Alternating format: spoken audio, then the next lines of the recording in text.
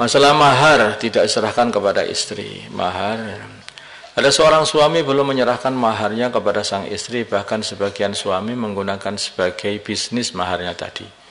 Padahal dulu ketika akad mahar tersebut diakadi secara kontan. Lah, ini piye di sini? Pertanyaannya, bagaimana hukum tindakan sang suami? Tidak dibenarkan dan tidak boleh, kecuali jikalau ada izin dari istri secara sukarela, bukan karena terpaksa. Secara sukarela.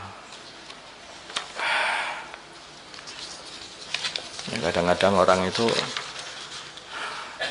ya hati-hati ya itu. Karena itu akhirnya hakikatnya mahar itu sudah diberikan itu kepada istrimu. Sedangkan kalau kamu itu masih merasa, kadang-kadang itu suami itu masih merasa punya, padahal itu sudah dikasihkan istrinya, masih merasa punya. Kita ini kan yo sama-sama kan hidup bareng itu. Jadi maharnya ini bagaimana kalau kita buat bisnis?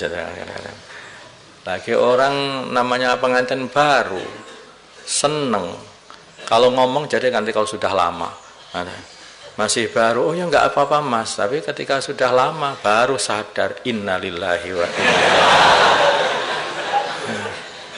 Ya ini banyak yang terjadi seperti ini.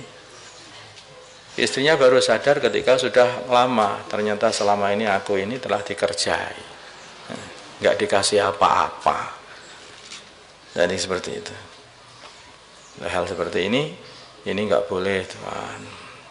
Secara akhlak pun, apalagi kalau dalam kondisi istri itu masih, apalagi belum masih seneng-senengnya karena pengantin baru itu secara akhlak jangan, walaupun dia mengatakan iya, jangan seperti itu. Nanti akhirnya apa? Kalau kamu tidak ngasih apa-apa kepada istrimu, itu pasti nanti suatu hari istrimu pun juga akan berani kepada kamu. Ya gitu saja. Kalau kamu memuliakan istrimu di awal-awal, maka istrimu juga akan taat nanti di akhir-akhir. Itu aja. Orang yang tidak memuliakan orang tidak akan dimuliakan.